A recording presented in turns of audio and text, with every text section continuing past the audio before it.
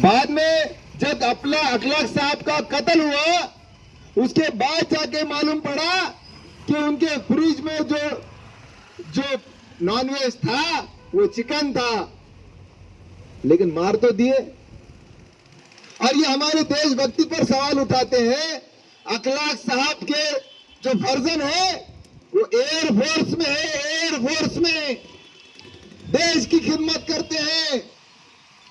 जो कभी अंग्रेजों से नहीं लड़े, जिन्होंने अंग्रेजों की चापलूसी करे, वो हमको देशभक्ति सिखाएंगे। इस देश को आजादी दिलाने के लिए हिंदू ने भी खून बहाया है, मुसलमान ने भी खून बहाया है, और बौद्ध, सिख, पारसी, ईसाई सभी ने खून बहाया है।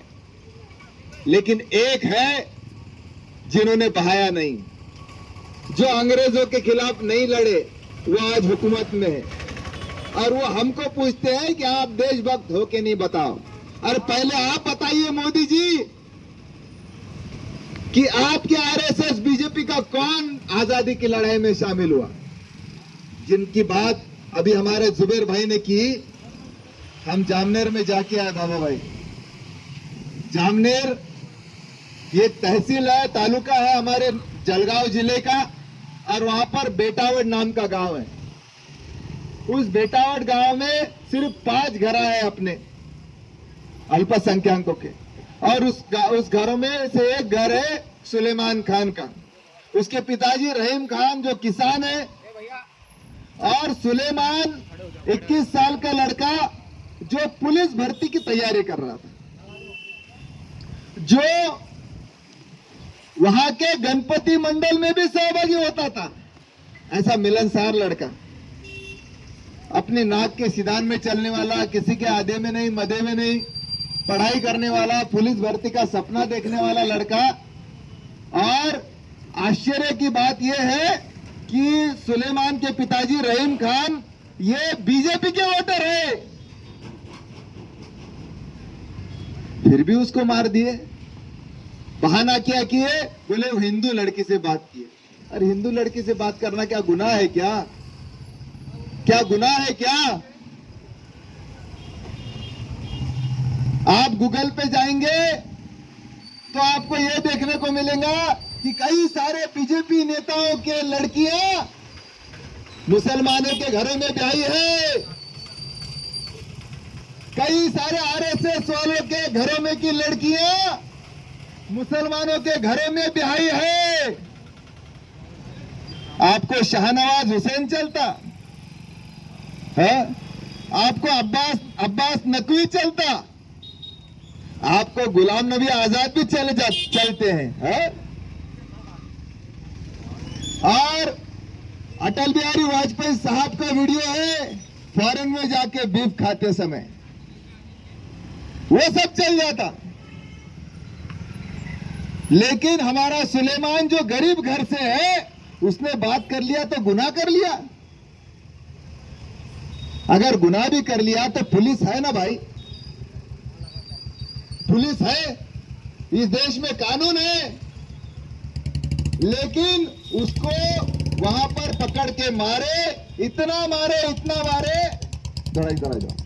जरा इतना मारे कि उसकी जान जाने तक उसको पीटते रहे।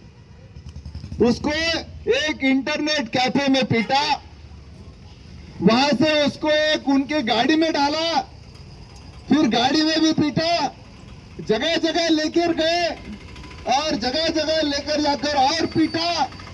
इतना ही नहीं, उसके बेटावड़ गांव में लेके आए, उसके घर के सामने उसके माँ बाप, दादा, उसके बूढ़े दादाजी, उनको बाहर बुलाया, उनके सामने पीटा। वो जब उसको बचाने की कोशिश करे तो उनको भी पीटा।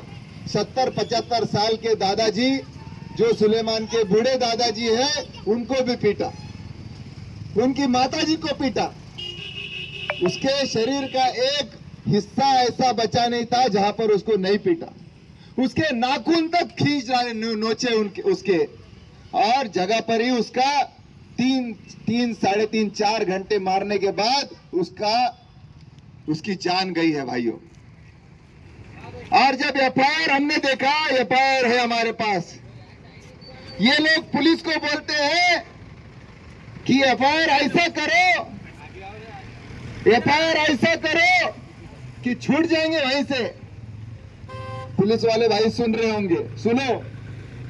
4 घंटे मारा है, 4 घंटे। और एफआईआर में लिखा बाबा भाई दोपहर को 3:40 को घटना शुरू हुई और 3:40 को खत्म हो गई। ऐसा कैसे हो गया? 1 मिनट भी नहीं चला, 1 सेकंड भी नहीं चला। घटना 3:40 को घटना शुरू भी हो गई और 3:40 को खत्म भी हो गई। यह कैसा एफआईआर है? यानी एफआईआर लिखते समय ही आरोपियों को, गुनहगारों को छोड़ने का इंतजाम कर दिए। 10-12 लोगों ने मारे और नाम एफआईआर में खाली 5 लोगों का है। उसमें गिरीश महाजन के भी लोग हैं बोलते, उनका भतीजा है, उसका भी नाम एफआईआर में नहीं है। और इतना ही नहीं, उसके बाद जो सोशल मीडिया पे उन्होंने पोस्ट